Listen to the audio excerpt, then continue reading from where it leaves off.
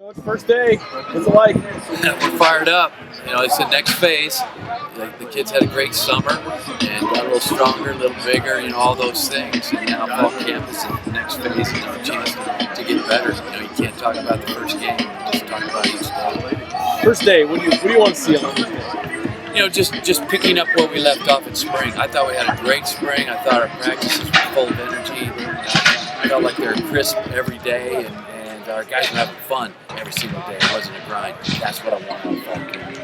Do you notice any big differences coming into year 3 as opposed to maybe year 1 and 2 as far as coming into fall camp? It's just that the kids understand us, what we're looking for. We're not spending a lot of time messing around with guys doing the wrong thing. Our guys are focused and very professional, and they understand the type of program that we want to run, and they're enjoying it. How much time maybe does that save that, how can you be further ahead when everybody kind of knows where they need to be maybe, at each spot? Oh, it's awesome, and the meetings you can go in and you can be so much farther ahead. You're not installing and teaching, how to do things. You're talking about the little things and how you get better.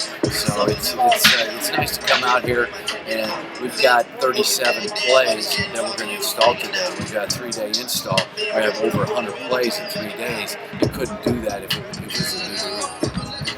You got several young receivers that you're expecting some stuff out of, guys that redshirted last year. What's gonna take for guys like Brandon Corbin and Samuel Kim and Samuel Torrey to break in the rotation? They just got to grow up and make plays. I think that's a natural thing for them to do that, and we need those young guys to come up big early to where when we get to the first game that they're ready to go mentally. About the mentality of this team maybe being a little bit of underdogs this year instead of the team everybody always chases in this conference. Do you notice that feeling being different at all for anybody? Yeah, I think it's a little bit of a blue-collar approach. Our guys, are really, really focused on that, and it's kind of nice to fly under the radar a little bit. We know what we have here as far as a team, and we're really excited about that. But for our guys to be able to fly under the radar and surprise a few people early, that's a good thing. What do you think you have here? I mean, when you say what you have here, what do you think you have here as a team? We've got really, really great players, and we have a lot of talent, but we have the mental side of it. We've worked so hard on the mental toughness, and that's what hurt us a little bit in the second half of the year. We just couldn't handle adversity, and we're dealing with it every day. Stick together, have each other's backs, flush a play if it's bad, and even flush a play when it's good. We got to move on. How about what do you need to see from Reese and the quarterbacks as a whole before game 1? Just consistent play. Get the ball where it needs to go, and don't try to do too much. Just do what Coach Sells coaching you to do, and the ball needs to go where it's supposed to go.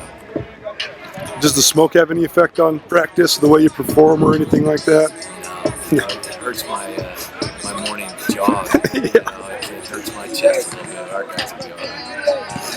Where is Griz when it comes to that quarterback battle? How far ahead or close would you say it is? Just being older, being here all summer with the guys, it's just been with the team longer than the other guys, and I think as a quarterback that means a lot.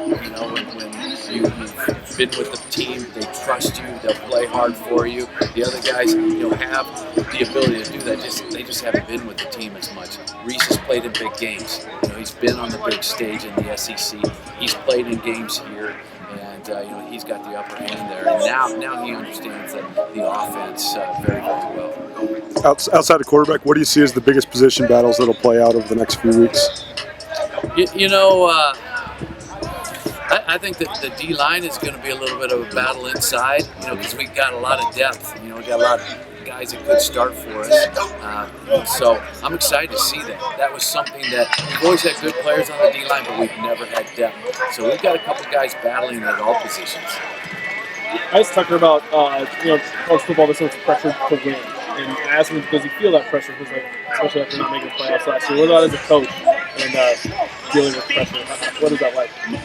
You got to really look at each day, each play, all those little things, because people try to say, hey, you got to win. Well, you got to put together those little things, and it's the process of getting there. Once you get the process down, all the things that were so hard in the past, they start becoming pretty darn easy when the team plays together and there is passion and there's a lot of intensity, and you get that consistently on a weekly basis. Any decision made on Connor Strom and his status?